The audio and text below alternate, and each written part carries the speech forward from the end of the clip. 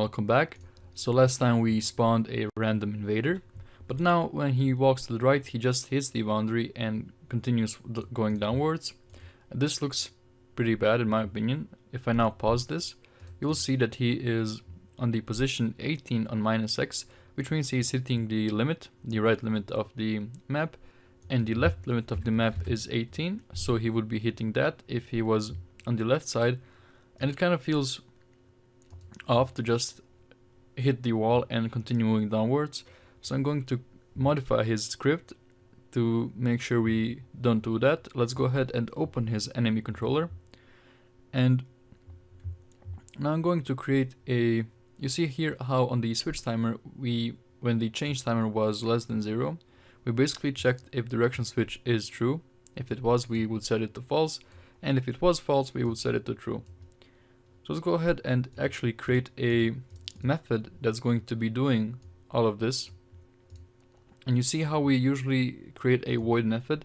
That means that it isn't returning anything, but this time we will create a bool, which means it will return a boolean. And let's call this method switch direction. Actually, let's just switch there for short. And now this is underlined because we need to pass in a variable here. So let's call it, we of course need a boolean, and let's call it direction. And it's still underlined because we haven't returned a boolean. If any method isn't a boolean, it isn't a void, it requires a value to be returned. So let's go ahead and say if direction is true, then we're going to set direction switch to be false, else we're going to set it, to true. And now that we've done that, we can just say return, not render, return direction switch.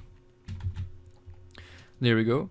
Now this basically does what this did, but it's a bit more readable, and we can call it whenever we feel like.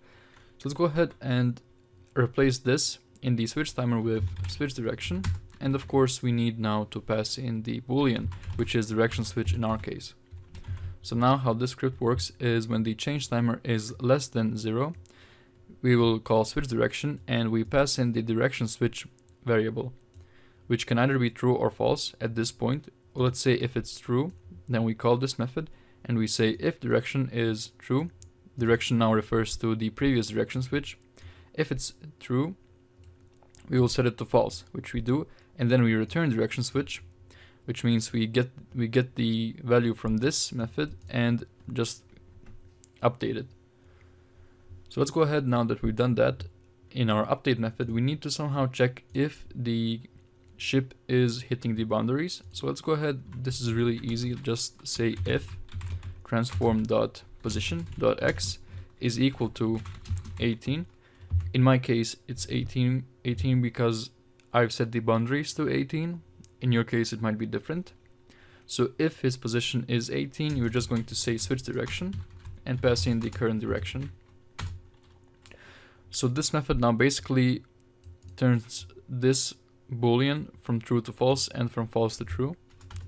And now again, if the transform.position.x is equal to -18, we want to again call the switch direction. There we go. Let's now run our game, see if it works. And in fact it does. You see he hit the boundary and he changed the direction. Let's see that again. There we go. Works great.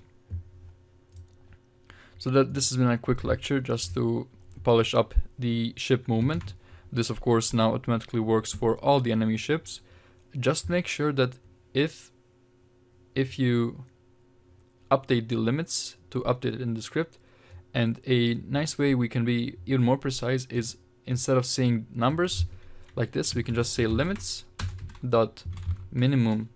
Actually this is going to be maximum x, and down here we're going to say limits dot minimum x. There we go.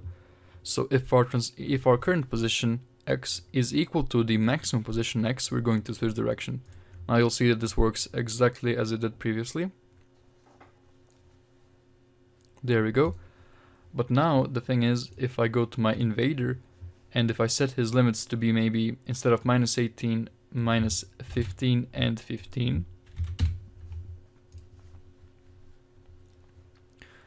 you will see how he bounces off sooner. But if you just kept the numbers, you would have to go back to the script and update the numbers. But like this, it's always going to be updated the same. Just make sure to update the limits on the prefab. I'm just going to return them to 18. And that's going to be it for this lecture. In the next one, we will be creating the random spawning of the enemies, and we will be adding score. So until then, thank you for watching, and I'll see you next time. Konnichiwa.